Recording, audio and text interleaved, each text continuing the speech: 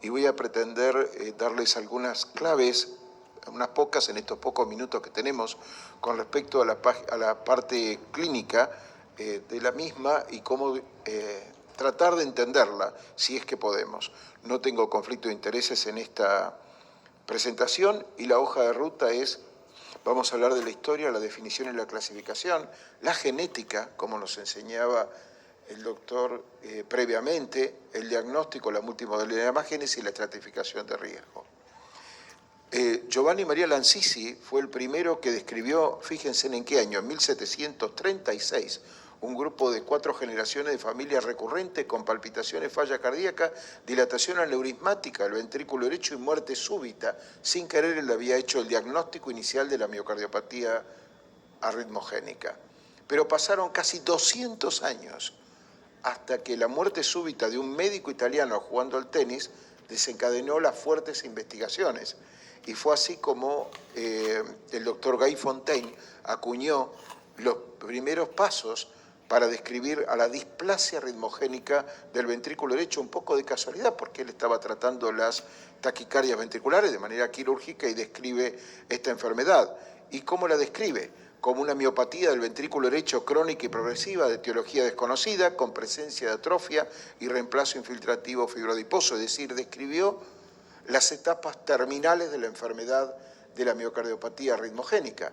Pero después empezamos a ver que mucha agua pasó debajo del puente y no todos eran las etapas terminales, y había otras etapas intermedias en las cuales podíamos ver otras alteraciones en esta patología, y así unos años después, en el 2013, se acuñó el término de miocardiopatía arritmogénica del ventrículo derecho, siempre refiriéndose al ventrículo derecho, que era una cardiomiopatía crónica y progresiva, una enfermedad miocárdica genéticamente determinada. Por primera vez establece en la definición la parte genética con presencia de atrofia miocárdica, reemplazo fibroso y arritmia ventricular.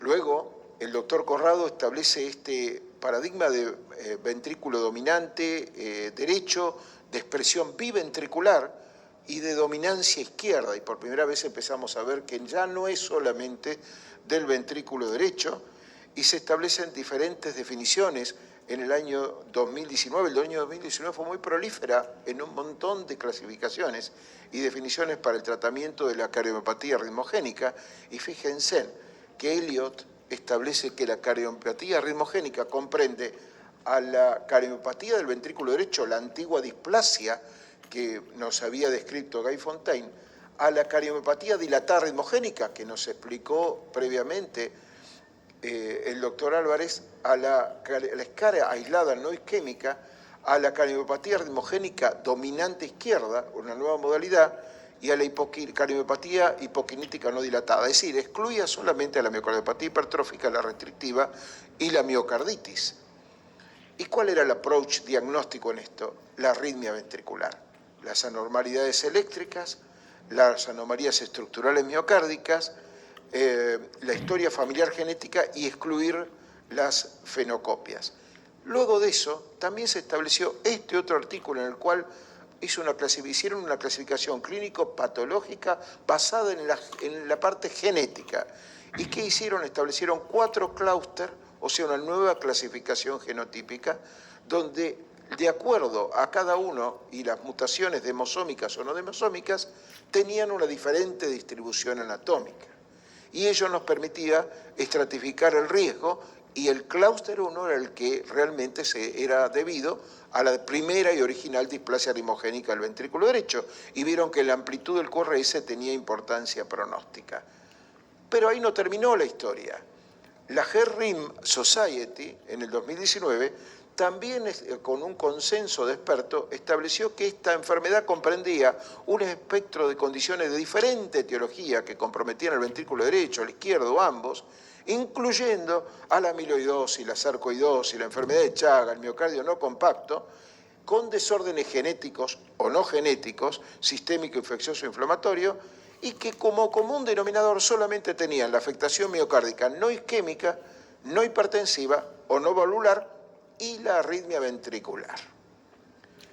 Y así establecieron que la parte, el 40 al 50% era del tipo desmosomal, genéticamente determinada, la primera displasia ritmogénica del ventrículo derecho, y luego había no desmosomales, 20 a 30%, que involucraban a los gérmenes no a los genes no desmosomales, a los neuromusculares como el Duchenne, a los inflamatorios como la miocarditis sarcoidosis, a la cardiomiopatía ritmogénica dilatada, y los aneurismas ventriculares y la enfermedad de Chagas, con lo cual esto se transformó, como dice muy bien Blunge, en no saber qué estamos diagnosticando.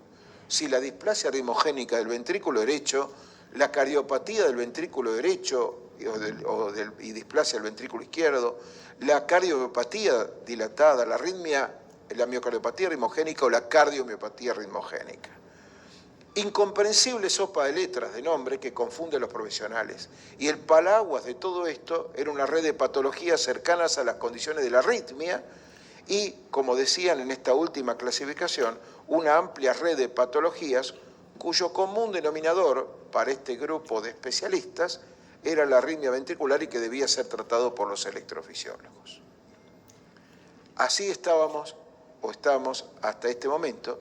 Y en julio del 2021, este artículo de Domenico Corrado y Cristina Basso, dos de los mayores investigadores de la miocardiopatía ritmogénica, hicieron un review del background genético y fenotípico de la cardiomiopatía ritmogénica del ventrículo izquierdo, abordando los criterios internacionales del 2020, que ahora vamos a hablar sobre los criterios de diagnóstico de Padua, incluyendo a la izquierda, y el diagnóstico diferencial con las fenocopias, y estratificando el riesgo actual y la terapia correspondiente ante la posibilidad de un implante de cardiofibrilador, como nos enseñaban en la anterior charla, en la miocardiopatía hipertrófica.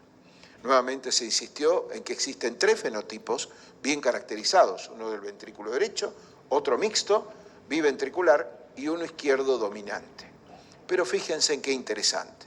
En autopsias de pacientes recientes con cardiomiopatía ritmogénica y muerte súbita, el compromiso del ventrículo izquierdo fue del 87% de los casos y en forma aislada, solamente izquierda, un quinto de ellos, es decir, el 20% de los que tenían muerte súbita y miocardiopatía ritmogénica tenían compromiso izquierdo puro. Y el compromiso izquierdo ya afectaba la pared lateral, posterolateral, pero también el septum, como anteriormente se decía que no podía afectar. Y que el reemplazo fibroso del ventrículo izquierdo era predominantemente en las capas subepicárdicas, de la misma manera que sucedía en el ventrículo derecho. Y que los test genéticos fueron positivos en un 25% de los descendentes. Y así se estableció genéticamente que la miocardiopatía ritmogénica derecha tenía, como todos conocíamos previamente, como genes más involucrados la placofilina, la democleína, la democolina, la placovolvina, pero el ventrículo izquierdo predominaba la demoplaquina, la fosfolamban, etcétera, otras, es decir, genéticamente se comportaban de manera diferente. Y en pacientes con fenotipo de compromiso izquierdo aislado, que representa 1 de cada 5 en las autopsias actuales, que muerte de los pacientes que murieron, la presencia de las anomalías funcionales y estructurales que podemos diagnosticar a través de las imágenes no le pueden poner el sello de cardiomiopatía ritmogénica. No es suficiente para ponerle el sello porque pueden ser confundidos de la miocardiopatía dilatada, la miocarditis y la sarcoidosis. Es decir, cuando el compromiso es aislado del ventrículo izquierdo, además es necesario la confirmación con estudios genéticos, como previamente nos decía el doctor Álvarez. Si vamos a la parte histológica, es una enfermedad autosómica dominante con penetrancia incompleta, historia familiar del 50%, pero hay otras formas recesivas, y las mutaciones genéticas codifican los demosomas en las proteínas placoglobina, placofilina, etcétera, lo que vimos previamente. ¿Qué son los demosomas? Los demosomas son estructuras celulares que mantienen adherida a la célula vecina, es decir, se alteran los puentes entre las proteínas del mismo. Y en el lado derecho, la más involucrada era la placoglobina 2, en un 11 y un 50% de los casos, pero fíjense en otro aspecto interesante.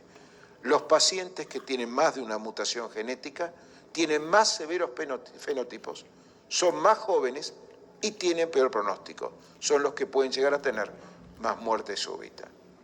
Los genes no desmosomales incrementan también la tasa de detección y originan arritmias más malignas. Y otro de los conceptos importantes, que ya lo vertieron previamente, que un test genético negativo no excluye que el fenotipo sea debido a una mutación de un germen que todavía, que todavía no está conocido o no detectado. Pero también la identificación de un gen patológico con insuficiente evidencia causal puede hacer sobrediagnosticar la enfermedad. Es decir, que diagnosticar en probandos quienes tienen alteración genética pero no tienen ningún criterio fenotípico de la enfermedad puede también ser un problema actual. Entonces el test genético estaría indicado en un candidato que ya cumple las condiciones fenotípicas del mismo para la detección de portadores genéticos entre los miembros familiares, como previamente lo expresara el doctor Álvarez, ¿en orden de qué?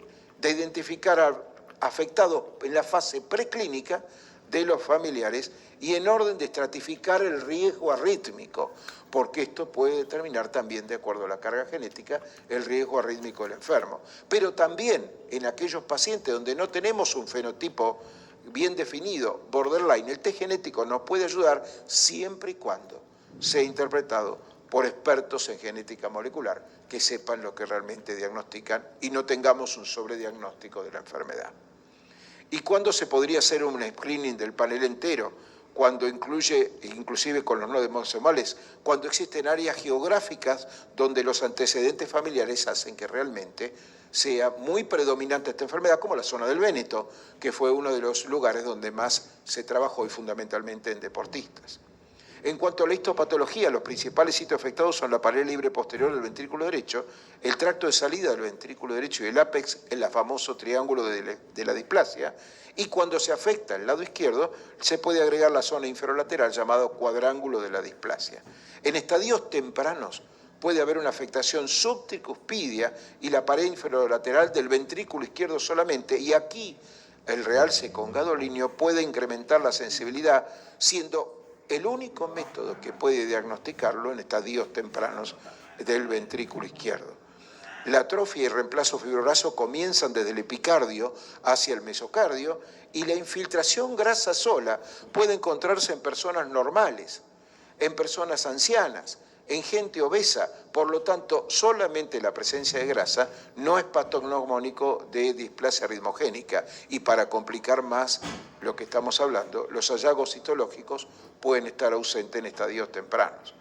A eso se agrega que los estudios de autopsia determinaron que hay infiltrado de células T, o sea que además hay inflamación, eso bien diagnosticado a través de la resonancia y de los estudios de medicina nuclear. Por lo tanto, la inflamación, la apoptosis, el estrés mecánico, la sustitución fibrosa y adiposa que originan esa atrofia miocárdica son los responsables de las anomalías estructurales, de las anomalías de los movimientos parietales, de los aneurismas ventriculares, del aumento de las trabeculaciones y de la dilatación ventricular, que es lo que nosotros vamos a diagnosticar a través de las imágenes. Así, la Task Force del 2010, que se basaba en los factores estructurales, citológicos, arrítmicos y familiares, realmente al día de hoy nos deja bastante huérfanos en un montón de aspectos. Allí se establecían los criterios diagnósticos definitivos, limítrofes o posibles, todos pueden leer esto, y este trabajo de Domenico Corrado sobre la evaluación de los criterios diagnósticos corrientes actuales de la Task Force y los diagnósticos diferenciales es bastante crítico. ¿Y por qué eso sucede? Porque hay sobrediagnóstico por la no buena interpretación de lo mismo y por la ausencia de la caracterización tisular por la resonancia magnética. ¿Y por qué eso se originó? Porque fundamentalmente inicialmente la Task Force fue originada para los criterios de dominancia derecha, nada más. No establecía los criterios del compromiso izquierdo y tampoco establecía los criterios de la población pediátrica, que representa un sexto de lo mismo. Este es un capítulo aparte. Entonces aquí tenemos los criterios de la Task Force, que ustedes ya los conocen. En honor al tiempo vamos a avanzar con respecto a la parte de ecocardiografía, de resonancia y de angiografía. Unos aspectos importantes: la hipocinesia no está incluida dentro de los criterios, por lo tanto tiene que ser aquinético o disquinético, pero no hipocinético. La presencia de gadolinio es lo importante. Veamos un ejemplo aquí que tenemos, un ejemplo en el cual se ve la normalidad de la pared, el aneurisma, se ve claramente la dilatación del ventrículo derecho del tracto de salida del ventrículo derecho, estableciendo el diagnóstico de miocardiopatía ritmogénica, la clásica imagen avanzada de la enfermedad en 4 cámaras, como ven aquí, con los aneurismas, el adelgazamiento de la pared, la hipertrabeculación y los cambios en la banda moderadora, que también lo podemos ver a través de la resonancia. Fíjense en los aneurismas como se ve aquí claramente, y las anomalías de la motilidad, etcétera, que podemos ver en la resonancia, la dilatación del tracto de salida, como podemos ver aquí también. Claramente las imágenes nos establecen el diagnóstico fenotípico cuando son etapas avanzadas de la enfermedad, como este otro caso que tenemos aquí, y también el signo del acordeón, que la gente que se dedica específicamente lo va a poder explicar mejor con respecto a esto en esta patología. Muy bien. Ahora, otras modalidades se establecieron aquí conjuntamente. El eco 3D y el strain longitudinal también establecieron el diagnóstico del mismo y fueron incorporados a través del consenso de espectro, pero fíjense, una taquicardia ventricular con imagen de bloqueo rama izquierda, pero que tiene eje inferior, cuidado porque esto puede ser una taquicardia benigna del tracto de salida del ventrículo derecho y no tener que ser necesariamente una miocardiopatía ritmogénica. Entonces la morfología electrocardiográfica y los cambios electrocardiográficos son la primera manifestación y que deben ser muy bien interpretados de lo mismo. Y un diagnóstico que se base solamente en imágenes, sin cambios electrocardiográficos ni clínicos, hay que dudar del mismo, por lo menos solamente probable o sospechoso, pero no confirmatorio del mismo. Y nuevamente lo del gadolinio con el ventrículo izquierdo. Múltiples trabajos se han hecho con respecto a el strain, utilizándolo en pacientes con sintomáticos y asintomáticos, y claramente podía diferenciar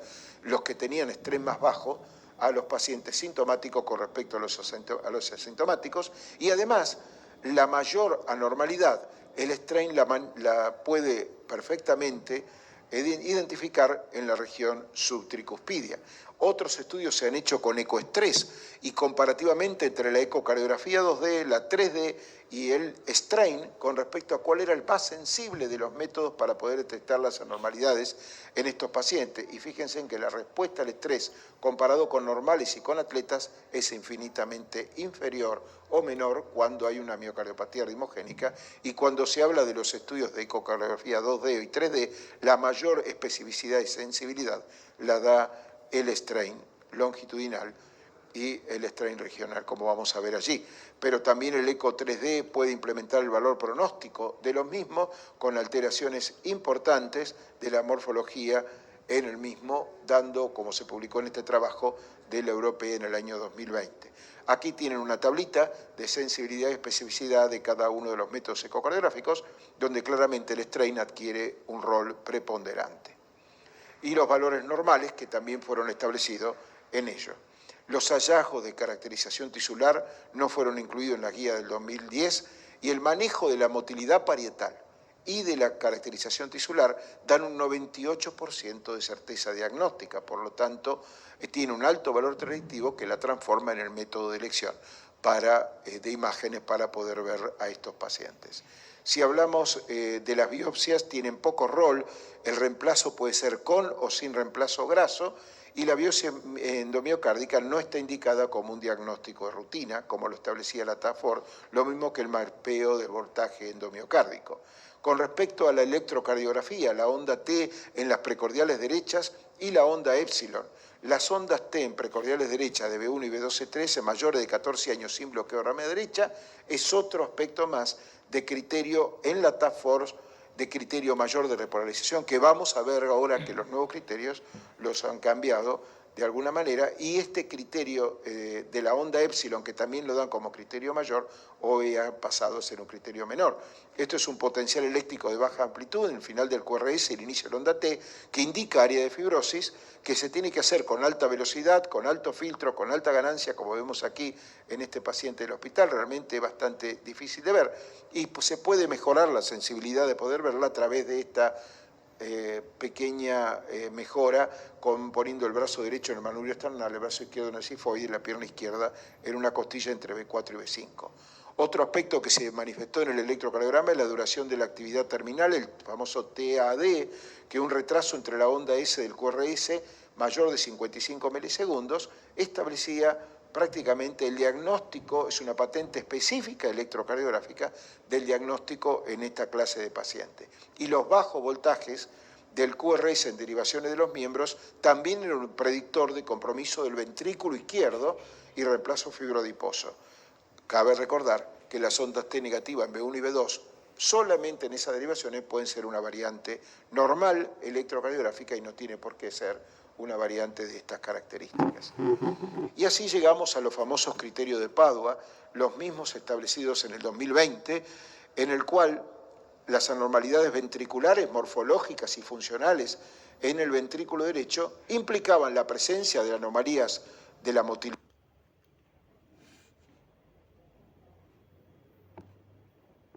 o aneurismas regionales sumado a una dilatación global del ventrículo izquierdo o a una disfunción sistólica del ventrículo derecho.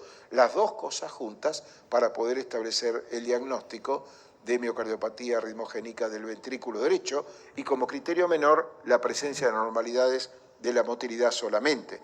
En los criterios ecocardiográficos del ventrículo izquierdo, ningún criterio ni de disfunción, ni de dilatación, ni de alteraciones de motilidad sumados o solamente o aislados implican un criterio mayor, sino un criterio menor.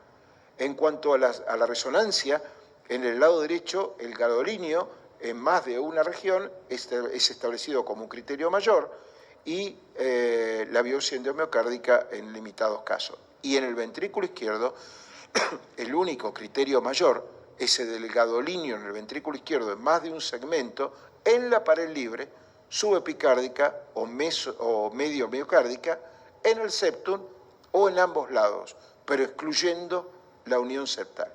O sea, en estos criterios, el único criterio mayor del ventrículo izquierdo aislado es el gadolinio a través de la resonancia magnética y los demás no, y como dijimos antes, el estudio genético se transforma en más imprescindible. De los criterios electrocardiográficos, solamente la T invertida en precordiales derecha de B1 a B3 con las características anteriores como criterio mayor en el ventrículo derecho y luego son menores los demás que hablamos, lo mismo que en el ventrículo izquierdo, todos son criterios menores.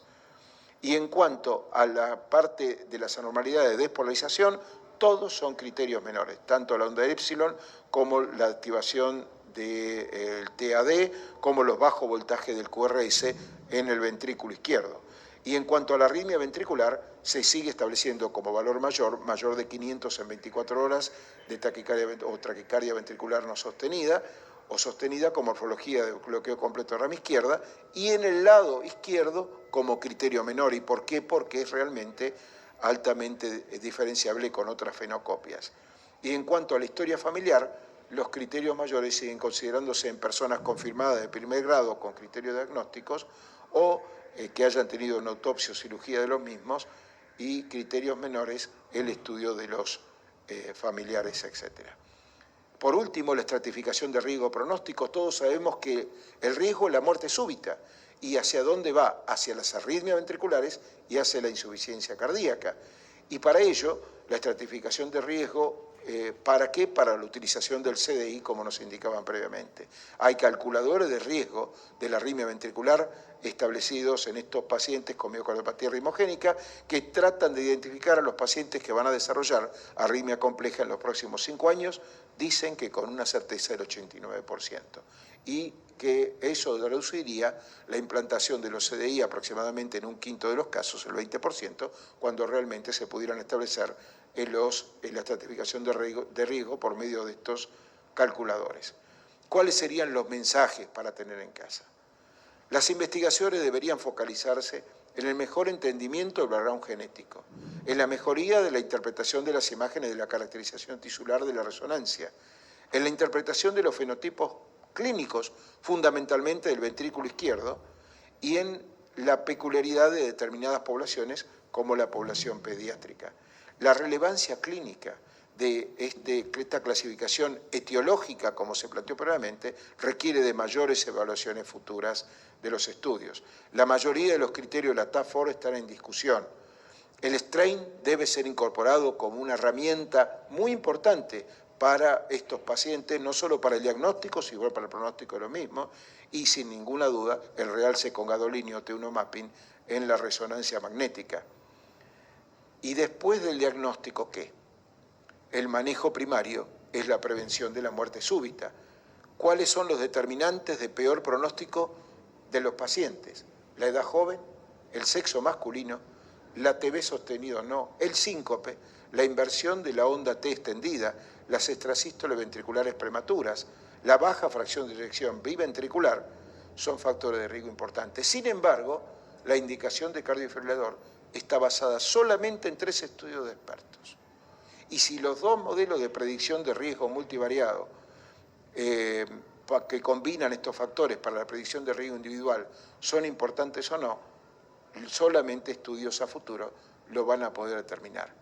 En conclusión, creo que ha llegado el momento, señoras y señores, de que los expertos en resonancia, en miocardiopatía ritmogénica en el mundo, establezcan a la luz de todos los conocimientos actuales una nueva task force que pueda contemplar todos los aspectos clínicos, genéticos, imagenológicos, estructurales y de predicción de riesgo para poder entender más y hacer una definición más exacta de esta patología que nos permita diferenciarla y, por supuesto, dejando el sesgo de la subespecialización de cada uno de los expertos que no nos ayuda a un entendimiento global de la enfermedad.